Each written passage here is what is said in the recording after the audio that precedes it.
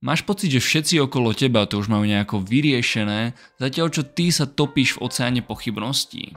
Oni majú perfektné joby, nové autá, hypotéky, deti.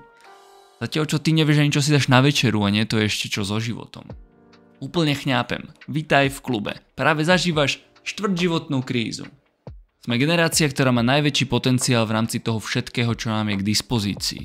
Ale taktiež sme v tomto svete najviac stratení. Trápi nás neustály tlak na výkon, porovnávanie sa, paralýza možnosťami, nestabilné vzťahy a to všetko v nás vyvoláva intenzívny stres. Keď sa toto zosype niekomu na hlavu naraz, tak sa musí vyrovnávať s výraznými mentálnymi problémami, ktoré v niektorých prípadoch končia siahaním na vlastný život. Štatistiky a čísla sú v tomto neúprosné. Už len keď som to vymenoval, tak musí byť všetkým jasné, že to nie je len tak. Podľa viacerých prieskumov túto krízu zažíva 55 až 75% ľudí vo veku 20 až 30 rokov. Preto ťa teraz zoberiem k určitému pochopeniu náročnosti tejto doby. Taktiež s tebou zazdielam určité stratégie a spôsoby, ako sa vyrovnať s dlhodobými alebo krátkodobými výzvami, ktoré ťa pravdepodobne neminú. Čo nás teda ženie do tohto stavu a prečo sa to deje?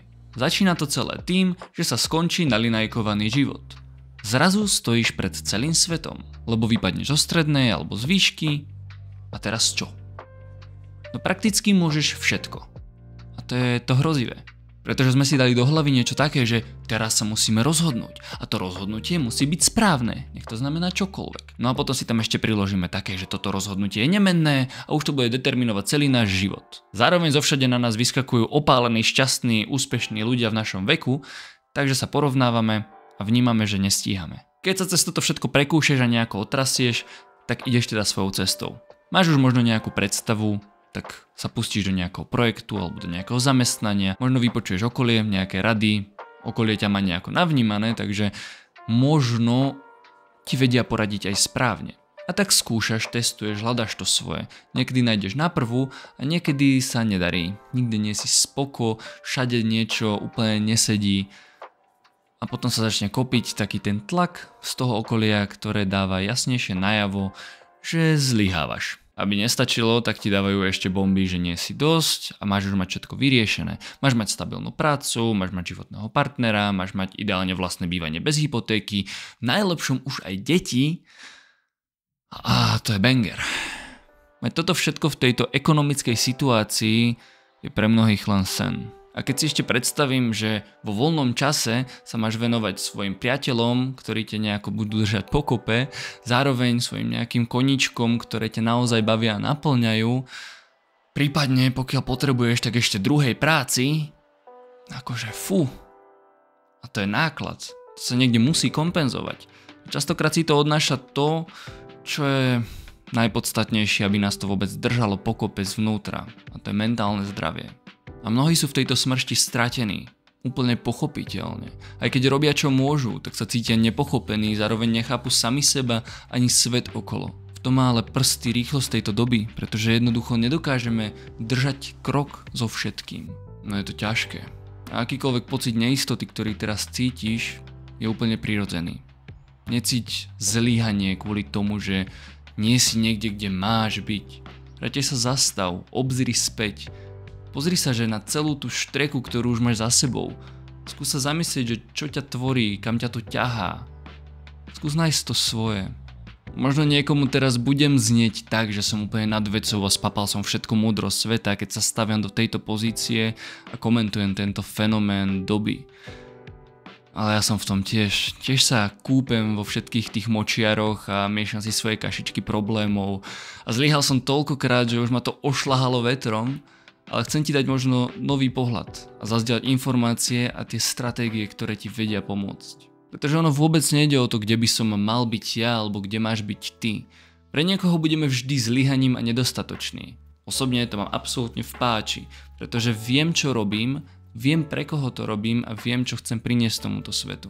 Pochopiteľne, občas mám pochybnosti aj ja a som skeptický ohľadom tohto sveta. Ale mám neutichajúcu nádej v to, že tento svet vie byť príjemným miestom. Že vnímam dobro v ľuďoch okolo seba. Vnímam pekné projekty a snažím sa pridať tú ruku k dielu. Je to len o mojom rozhodnutí, že chcem vidieť ten svet týmito očami. Lenže to sa nedá robiť z pozície obete. keby sa tu zakuklím a som taký, že smutnočky, lebo všetci mi nakladajú, všetko na mňa padá, tak tu asi zostanem na veky a nič nespravím. Ono je do toho fakt jednoduché sklznúť, preto sa snažím hľadať nejaký ten balans a vracať sa naspäť k sebe. A k tomu ťa chcem tiež podnietiť. Objavovanie seba je tak krásny proces a nájsť svoje miesto v tomto zemskom kolose plaviacim sa vesmírom, to je Pokiaľ to má byť jediná vec, ktorú máme robiť na tomto svete, tak je to taká halus. To, čo ti ale viem úplne s čistým svedomím povedať je, že čokoľvek nájdeš, tak bolo vždy celú dobu ukryté len v tebe. Nenájdeš to externe. Tie externé vnemy ťa môžu len podnetiť na to, že vlastne zistíš niečo len o sebe a o svojom vnímaní reality. No a najviac vieš vždy čerpať od ľudí, ktorí sú rovnako zmýšľajúci. Preto sa obklopuj tými, ktorí ťa budú podnecovať, ktorých budeš podnecovať ty. A vymieňajte si tie informácie a vedomosti a povzbudzujte sa na svojich cestách. Nech sa deje čokoľvek, neostávaj v tom o samote. Vždy máš ľudí, na ktorých sa vieš obrátiť. Či už to sú profesionáli, alebo tvoji blízky, ktorí ti budú oporou. Skutočná sila je v tom požiadať a prijať pomoc.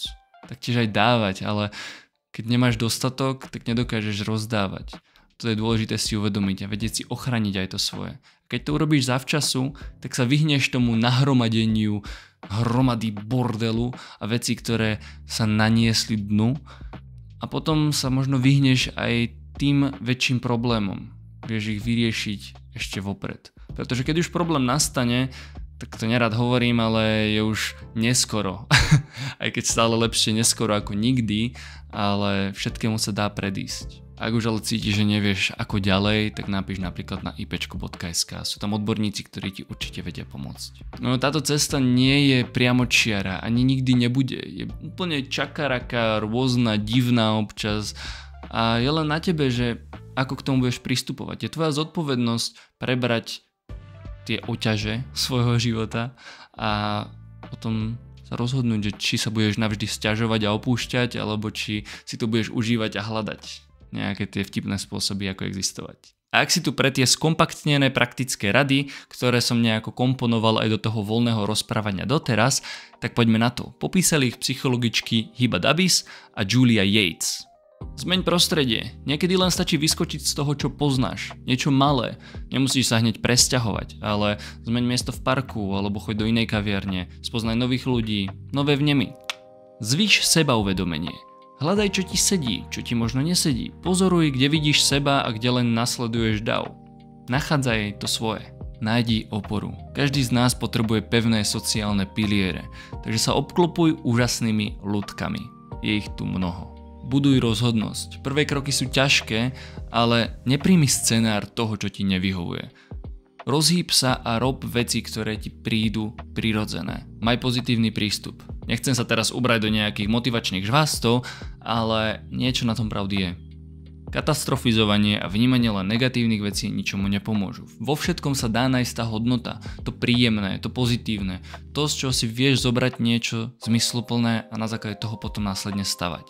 Pracuj na odolnosti. Všetko, čo prekonáš, ti buduje sebavedomie. Čím viac smech, tým lepšie, pretože výzvy budú chodiť do tvojho života neustále a budeš im musieť čeliť. Výhovorky nikoho nezaujímajú a tvoje budúce ja už vôbec nie. Sústreď sa na financie, toto je čisto pragmatické, ale keď máš nedostatok zdrojov, tak ťa to postaví do úzkostných a veľmi nespokojných stavov. Čiže stabilita v tomto ti dokáže uľahčiť hľadanie smeru. Možno je tu na mieste trošku prehodnotiť a zmapovať, kam tečú tvoje peniažky a či to je naozaj potrebné. Menovať príklady je asi zbytočné, lebo keď sa pozrieš okolo seba, tak určite uvidíš niečo, čo isto nepotrebuješ. Takže urob si mesačnú matematiku a vyhodnoť, že čo sú čisto chobotiny.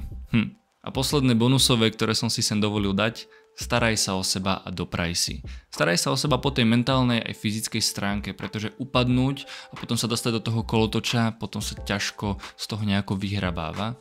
A dopraj si niečo, čo je pre teba kvalitné, zmysluplné a povznesie ťa to na duchu. Lebo občas potrebujeme niečo, čo nás len tak jednoducho poteší. No a tak, pokiaľ so sebou chceš nejako zmysluplne pracovať, tak napríklad si stiahni moju knižku, ktorá je úplne zadarmo, nájdeš ju na webe vrstva.com a máš tam určité cvičenia, ktoré ti možno pomôžu stabilizovať sa, nájsť nejaký kúsok seba a vyrovnať sa s touto ťažkou dobou. akože to by bolo asi príliš jednoduché. Takú super schopnosť nemám, aby som robil takéto obsahy, ale viem ti ponúknuť nejaké nástroje, ktoré ťa vedia podporiť na tvojej ceste. Drž sa. Napíš mi do komentáru, že čo používaš, nejaké techniky alebo spôsoby, ako sa s týmto všetkým vyrovnávaš. Nech aj ostatní sa môžu inšpirovať. Ja som tiež veľmi zvedavý, tak všeobecne od prírody. A keď chceš podporiť túto tvorbu, ktorú robím, tak ma poteší, keď tam hodíš nejaký páčik alebo to zazdieľaš ľuďom, ktorí by mohli takýto obsah privítať a vedel by im pomôcť. Ďakujem krásne, maj sa ako chceš.